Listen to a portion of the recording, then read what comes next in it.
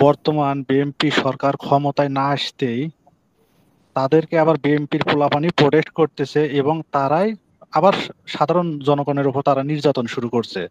তাহলে আমরা এক স্বৈরাচারকে সরাইয়া আবার কোন স্বৈরাচারকে আমরা ক্ষমতায় নিয়ে আসতে চাবো?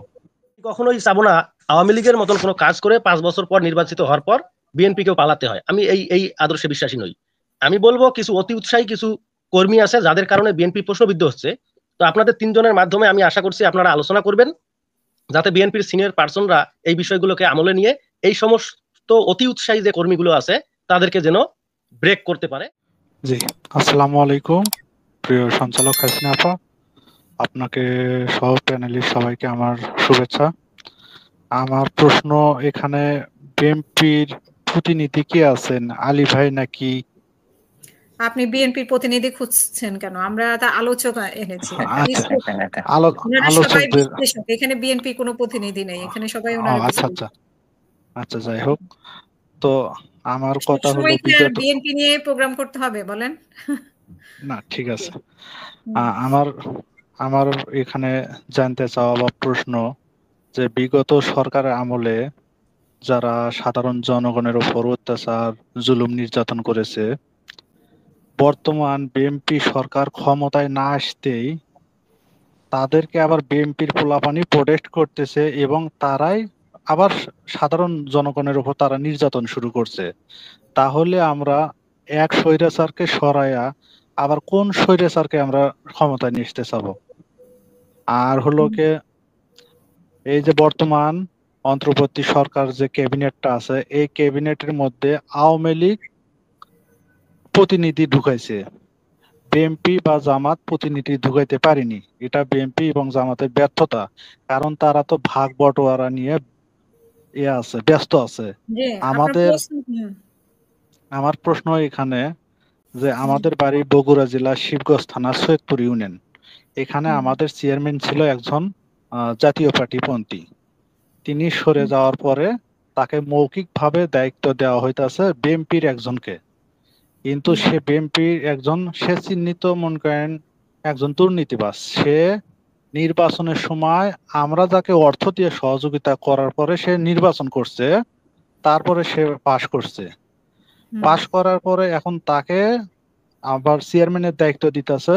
সে আবার বিগত সরকার আমলে যারা দুর্নীতি করছে, যারা 50,000 টাকার জমি 6,62,000 টাকা করে শতাংশ কিনছে, তাদেরকে প্রোটেকশন দিতেছে। আর এই ব্যাপারে আমি আমাদের শিবগঞ্জ থানার যে বিএনপির প্রতিনিধি বা যে নমিনেশন প্রার্থী মীর শাহে আলম, তার কাছে শতবার আমি ফোন দিছি, কিন্তু তিনি ফোন রিসিভ করেন নাই। যেহেতু আমার হোয়াটসঅ্যাপে ছবি আছে, সে ফোন রিসিভ করে নাই। আমি শুধু তার কাছে জানতে চেয়েছিলাম যে বিএনপির লোকজনের কি অভাব পড়েছে যে দুর্নীতিবাজদেরকে আবার বেছে বেছে সে প্রতিনিধি বানানো হচ্ছে। এখন আমার কথা যে আমরা সাধারণ জনগণ আমরা কি করব? না, অন্তর্বর্তী সরকার আমাদের কষ্ট বুঝতেছে। যেমন সামনে রমজান মাস, অহন্তরী বাজারের যে ঊর্ধ্বগতি দ্রব্য মূল্যের দাম, এটার সিন্ডিকেট ভাঙতে পারে নাই, এটার যে নিয়ন্ত্রণ সেটা নিতে পারে নাই বিগত সরকার। আমরা এগুলো নিয়ে আলোচনা করছি প্রতিনিয়ত। অসংখ্য ধন্যবাদ। আপনি যেটা বলছেন সেটা বিএনপিরও এখানে সমালোচনা হচ্ছে, বিএনপিও জানে। নাসির আহমেদ, আপনার প্রশ্ন বা মতামত? জি, হাসিনা আপা, আপনাকে ধন্যবাদ। সেই সঙ্গে তিনজন প্রিয় আলোচককে সালাম জানাচ্ছি। আসসালামু আলাইকুম। আমি তিনজন আলোচকের কাছেই আমি আমার প্রশ্ন রাখবো এবং মতামত রাখবো। সেটি হচ্ছে, আমাদের প্রফেসর ডক্টর মোহাম্মদ ইউনূস সাহেব প্রথমেই যে ভুলটা করেছে, উনি ছাত্রদেরকেই পুরা প্রায়োরিটিটা দিয়ে দিয়েছে যে ছাত্ররাই আমাকে বসিয়েছে। ভালো কথা। তারপর উনি মাস্টার মাইন্ড নিয়ে যে কথাটি বলেছিল, এটি নিয়েও বিতর্ক আছে। তো আমার কথা হচ্ছে, এই কথাটার কারণেই ছাত্ররা কিন্তু একটা লাই পেয়ে গেল। আমি যদি আপনাদের তিনজনের কাছে যদি আমি প্রশ্ন রাখি যে সত্যিকার অর্থে কি ছাত্ররা পারতো, যদি রাজনৈতিক বড় বড় দল, সাধারণ খেটে খাওয়া মানুষের যে 16-17 বছরের যে পুঞ্জীভূত ক্ষোভ ছিল, এটার কারণেই তারা সূচনা করেছিল ছাত্ররা, এবং এই সূচনার সূত্রপাত ধরে সবাই কিন্তু তাদের ক্ষোভটার বহিঃপ্রকাশ ঘটিয়েছে এই জুলাই আন্দোলনে। তো ছাত্ররা যদি পুরো ক্রেডিটটা নিতে যায়, এটা আমি ব্যক্তিগতভাবে বলবো এটা আসলে তাদের জন্য ভুল। তো আজকে ছাত্ররা যেটা বলতে চাচ্ছে যে স্বৈরাচার গেছে যে পথে, স্বৈরাচারের পুনর্বাসন। জি আপা কয়েক সেকেন্ড আমি শেষ করব। তো এই কথা বলে আমরা প্রতিনিয়ত শুনছি। জি এই কথাগুলো বলে যদি তারা রাজনৈতিক বড় যেমন বিএনপি এবং জামাতকে যদি মিন করে তারা টার্গেট করে তাদের সঙ্গে লড়তে চায়, কতটুকু তারা আসলে সফল হতে পারবে এটি একটি বিষয়। আর যে দর্শকটি যে বলল বিএনপির কথা, অবশ্যই আমি কিন্তু একজন বিএনপির কর্মী। আমি কখনোই চাবো না আওয়ামী লীগের মতন কোনো কাজ করে 5 বছর পর নির্বাচিত হওয়ার পর বিএনপি কেও পালাতে হয়। আমি এই আদর্শে বিশ্বাসী নই। আমি বলবো কিছু অতি উৎসাহী কিছু কর্মী আছে যাদের কারণে বিএনপি প্রশ্নবিদ্ধ হচ্ছে। তো আপনাদের 3 জনের মাধ্যমে আমি আশা করছি আপনারা আলোচনা করবেন যাতে বিএনপির সিনিয়র পার্সনরা এই বিষয়গুলোকে আমলে নিয়ে এই সমস্ত অতি উৎসাহী যে কর্মীগুলো আছে তাদেরকে যেন ব্রেক করতে পারে। এই বলে আমি আমার বক্তব্য শেষ করছি। আপা ধন্যবাদ আপনাকে। আসসালামু আলাইকুম। অসংখ্য ধন্যবাদ। আমাদের সাথে আসসালামু আলাইকুম। আমি শুনছিলাম আপনাদের কথা। তো ডক্টর ইউনূস স্যার আজকে গতকালকে একটা সাক্ষাৎকার দিয়েছেন বণিক বার্তায়। ওখানে উনি বলেছেন যে যদি কেউ সংস্কার না চায় তাহলে আমরা নির্বাচন দিয়ে চলে যাব। আমার এই কথাটা কি আসলে মানে দায়িত্বশীল কোনো কথা কিনা আমি একটু মতামত জানতে চাচ্ছি আপনাদের। জি অসংখ্য ধন্যবাদ আপনাকে। অসংখ্য ধন্যবাদ। এটা নিয়ে অলরেডি আমাদের আলোচনা হয়ে গেছে। আপনি যদি শুরু থেকে শুনেন তাহলে হয়তো বা শুনতে পাবেন। আমাদের সাথে আরেকজন আছেন শাহজালাল ইসলাম মির্জা।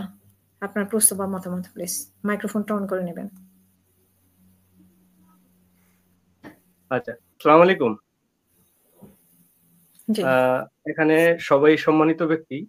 আমি আমার গায়ে গেঞ্জি দেখতেছেন, তো আমাকে একটু সময় দিতে হবে।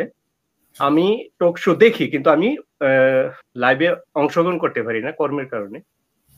বিএনপিকে যেভাবে সমন্বয়ক এবং গতকালের একটা নিউজ দেখলাম যে প্রফেসর ইউনূস স্যার ইন্ডিয়া একটা চ্যানেলে সাক্ষাৎকার দিয়েছে বিএনপির উপরে, খুব নীরব ঠান্ডা মাথায় বিএনপিকে একটা দোষারোপের মধ্যে ফেলাই দিয়েছে। বিএনপি যে চাইতেছে যে কোন দল নিষিদ্ধর আমরা পক্ষে না, এটা তো আমি মনে করি কারেক্ট। কারণ যদি নিষিদ্ধ করে তা আওয়ামী লীগ কিন্তু একটা ইস্যু পাইব রাজনীতি করার, যে আমরা নিষিদ্ধ না করলে আমরা অংশগ্রহণ করতে পারতাম। আর বিএনপি যেটা চাইতেছে যে এরা নিষিদ্ধ চাইতেছে না। আওয়ামী লীগ কি নিষিদ্ধ না করলে আওয়ামী লীগ মাঠে আসতে পারবো ইলেকশন করার জন্য? কখনোই পারবে না। এটা বিএনপি জানে বলেই বিএনপি ওই ইস্যুটা নিতেছে। কারণ আওয়ামী লীগের যে অপরাধ, যদি মার্কেটে যে পণ্য বিক্রি করে 50% ডিসকাউন্ট দিয়া, এদের 50% অপরাধ যদি ছাড় দেয় আর বাকি 50% অপরাধের যদি বিচার করে 500 বছরের সাজা হইব 3য় শ্রেণীর কর্মী পর্যন্ত। সো এদেরকে নিষিদ্ধ করলে আর একটা ইস্যু পাইব দেশে এবং বিদেশে যে আমরা নিষিদ্ধ করে দিয়েছি। আর যদি নিষিদ্ধ না করে এরা তো এমনি মাঠে আসতে পারবো না, এদের কোনো রাজনীতি করার সুবিধাই পাইব না। এই কারণে বিএনপি চাইতেছে যে এদেরকে নিষিদ্ধ করার প্রয়োজন নাই। কিন্তু সমন্বয়ক এবং আরো কিছু লোক আছে, মানে মান্যগণ্য ব্যক্তিরই বিএনপিকে এমন একটা ইস্যু মধ্যে ফেলাইতেছে যারা আগে যেমন আওয়ামী লীগ বলতো যে বিএনপি জামাতের দূষণ, আর এখন জামাতও পিছন থেকে বলতেছে অন্যদেরকে দিয়ে বলাইতেছে যে বিএনপি আওয়ামী লীগের দূষণ। বিএনপি কারোর দূষণ না, বিএনপি বাংলাদেশের জনগণের কল্যাণে রাজনীতি করে। এদের সৃষ্টি হয়েছে কোথায় থেকে? প্রত্যেকটা স্টেপে স্টেপে চেক করে দেখেন, বিএনপি কিন্তু যা করছে অপরাধ অবশ্যই করতে পারে। বিএনপি যা করছে বাংলাদেশ জনগণের জন্য করছে। এরা গণতন্ত্র দিচ্ছে এবং স্বাধীনতার ঘোষণা দিয়া রাজনীতির মিজাই করছে না সুজা সাপটা। এবং পার্লামেন্ট যে সিস্টেম, যেমন মানে প্রত্যেকটা ইস্যু মিজে আমি আমার থেকে আপনারা মানে সবকিছু বেশি জানেন। আমরা বুঝতে পেরেছি আপনি কি বলতে চাচ্ছেন। বিএনপিকে কিন্তু আন্দোলন করে যে কোনো দাবি অতি অল্প আন্দোলনে এরা দাবি আদায় করা যায়। আওয়ামী লীগ এমন একটা দল, এরা ক্ষমতায় থাকলে যেমন খুন গুম করে, ক্ষমতায় না থাকলে এরকম করে। সে একটা দল কি বিএনপি জীবনে চাইবো যে এরা অংশগ্রহণ করুক, কিন্তু বিএনপি চাইতেছে এরা তো এমনি অংশগ্রহণ করতে পারবে না, এদেরকে নিষিদ্ধ করলে এরা সুবিধা পাইবে। অর্থাৎ নিষিদ্ধ করার দরকার নাই। কিন্তু এটা আমরা না বুঝা বিএনপিকে দোষারোপ করতেছি। এটা কখনোই ঠিক না। অনেক ওকে, আসসালামু ধন্যবাদ আলাইকুম। মির্জা